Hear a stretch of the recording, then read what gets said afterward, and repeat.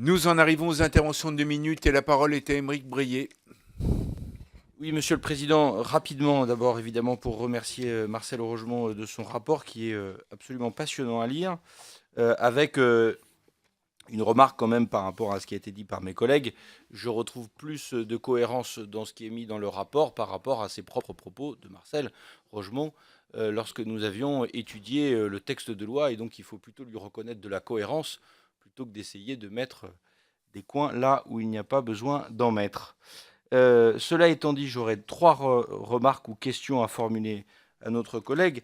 La première concerne sur ces 21 propositions, la proposition 2 et la proposition 3, où il me semble, même si j'ai bien compris que la proposition 3 pouvait être perçue comme un amendement de repli, pour prendre un langage qui nous est commun, il n'empêche que le repli me paraît quelque peu contradictoire avec le 2, c'est-à-dire sur la maintien ou pas de la confidentialité ou de la publicité de la procédure. Avec, j'ajoute cette deuxième remarque, pour ma part, je ne vois pas en quoi la publicité nuirait à la démarche qui est celle du CSA.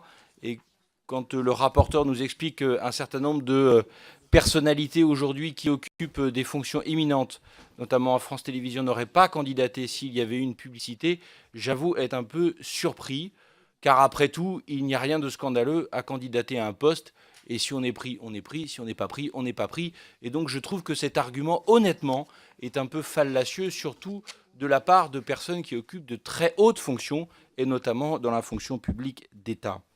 Deuxième remarque, dans votre proposition numéro 8, monsieur le rapporteur, vous proposez, vous mettez à la discussion le fait que le CSA se prononce sur la reconduction du président en place à travers une décision motivée avant d'ouvrir un appel à candidature. Là aussi, j'avoue ma perplexité devant une telle proposition, même si je comprends bien pourquoi vous vous êtes conduit à faire ou à émettre cette proposition, notamment sur la durée du mandat et la durée du mandat effectif du président ou de la présidente de France Télévisions. Mais dans ce cas-là, ne vaudrait-il pas mieux se pencher sur la durée du mandat plutôt que sur une reconduction sans appel à candidature?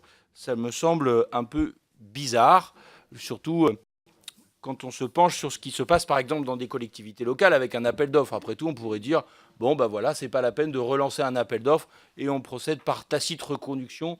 Là aussi, je trouve cela un peu étonnant. Et puis, dernière remarque, même si ce n'est pas dans le cadre de votre rapport, mais j'aimerais avoir votre éclairage, monsieur le rapporteur, sur un sujet sur lequel j'ai été un peu surpris d'ailleurs du silence de nombre des autorités publiques, et quelles qu'elles soient.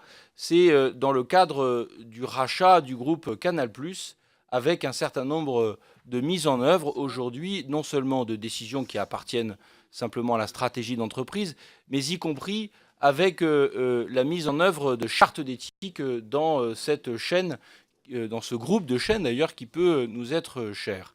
Et je voudrais savoir, en la matière, si notre appétence sur l'audiovisuel public, que l'on peut bien comprendre, puisqu'il y a là des questions de bonne utilisation des deniers publics, ne pourrait pas être élargie également et appeler le CSA à jouer un rôle plus important de surveillance, de respect d'un certain nombre de règles d'éthique, y compris dans les chaînes privées. Merci, Monsieur le Président.